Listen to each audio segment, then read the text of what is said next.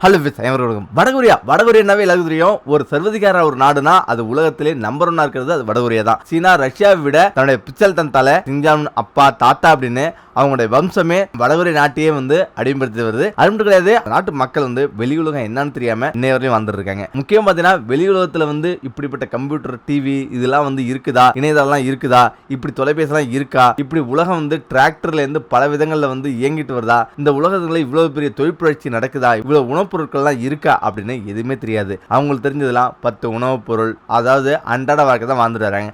அதாவது சொல்ல போனா ஒரு 50 வருஷத்துக்கு முன்னாடி 1950 இருந்து எப்படி மக்கள் வாழ்ந்தாங்களோ அதுதான் இன்னைக்கு ஃபாலோ பண்ணிட்டு வராங்க வடகொரிய மக்கள். இதெல்லாம் தாண்டி இதுக்கெல்லாம் என்ன காரணம் கேட்டிங்கன்னா அங்கே உள்ள சர்வதிகார ஆட்சி தான். அதாவது வெளிநாடுகள் உள்ளவங்க உள்ளே போகக்கூடாது, உள்ள உள்ளவங்க வெளில வரக்கூடாது, அப்படி போனாலும் அங்கே யார் தொடர்படுத்திக்க கூடாது. இப்படி ஒரு நாட்டையே கட்டுக்கோப்பில் வச்சிருக்கிறது தான் வடகொரிய அதிபர் கிம் ஜாங் உன். முக்கியமாக பார்த்தீங்கன்னா அங்கிருந்த மக்கள் தப்பிச்சு வெளியே வந்தவங்க சொன்ன ஒவ்வொரு விஷயமும் அதிர்ச்சிக்குள்ளாக்கும். இதெல்லாம் தாண்டி தற்போது ஒருத்தர் அந்த நாட்டு ஜெயில் எப்படி இருக்கும் அப்படின்னு சொல்லியிருக்காங்க. இதையும் தாண்டி இப்போ வடகொரிய அதிபருடைய கிம் ஜாங் உன்னுடைய பாதுகாப்பு அம்சம் எப்படி இருக்கும், உலக நாடுகளில் எந்த ஒரு தலைவருக்கும் இப்படி ஒரு அதிசயம் இருக்காது.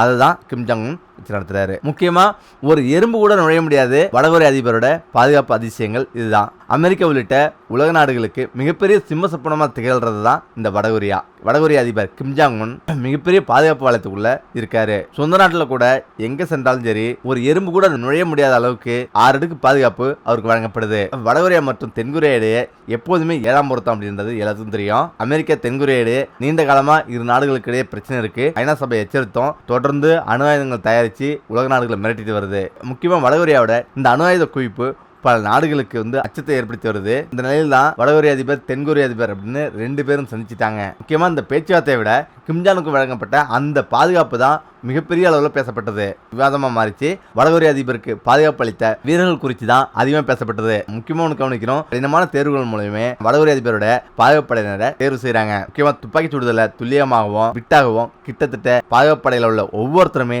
ஜேம்ஸ் பாண்ட் சூப்பர்மேன் மாதிரியே இருப்பாங்க. முக்கியமா கிம்ஜானுக்கு 6 அடுக்கு பாதுகாப்பு வலயம் அளிக்கப்படுது. இந்த பாதுகாப்பு வலயத்தை மீறி உள்ள ஒரு ஈரி எறும்பு கூட நுழைய முடியாது. அது மட்டும் கிடையாது, அமெரிக்கா உட்பட வேற எந்த ஒரு நாட்டு அதிபருக்கோ எந்த ஒரு நபருக்கோ இப்படி ஒரு பாதுகாப்பு அளிச்சது கிடையாது. முக்கியம் பார்த்தீங்கன்னா இது கிம் ஜாங் உன் மட்டும் கிடையாது, அவருடைய குடும்பத்தினருக்கும் இது போலதான் தீவிர பாதுகாப்பு அளிக்கப்பட்டு வருது. ஏன்னா தென்கொரியாவில் நடந்த ஒலிம்பிக் போட்டியில கிம் ஜாங் உன் சகோதரி கலந்து கொண்டாரு. போட்டியில பங்கேற்ற வீரர்களின் எண்ணிக்கையை விட பாதுகாப்பு வீரர்களின் எண்ணிக்கை தான் அதிகமா இருந்தது. ஏன் இந்தியாவோடு வடகொரியா மோதல் அப்படின்னு பாத்தீங்கன்னா அங்கதான் விஷயமே இருக்கு. அதாவது வடகொரியாவுக்கும் இந்தியாவுக்கும் மிகப்பெரிய ஒரு வர்த்தக உறவு இருக்கு.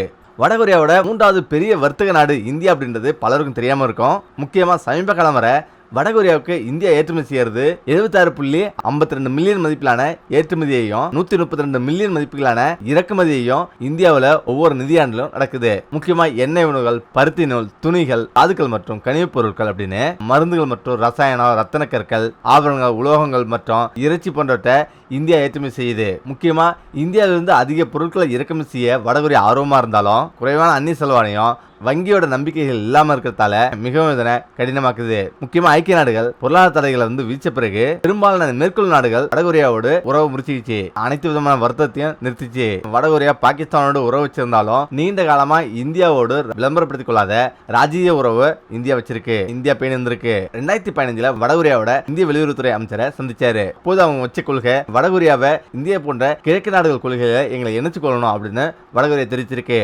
ஆனாலும் வடகொரியாவோட அனைத்து விதமான வர்த்தகங்களும் தற்போது தடைப்பட்டிருக்கு, தற்போது நிறுத்தப்பட்டிருக்கு.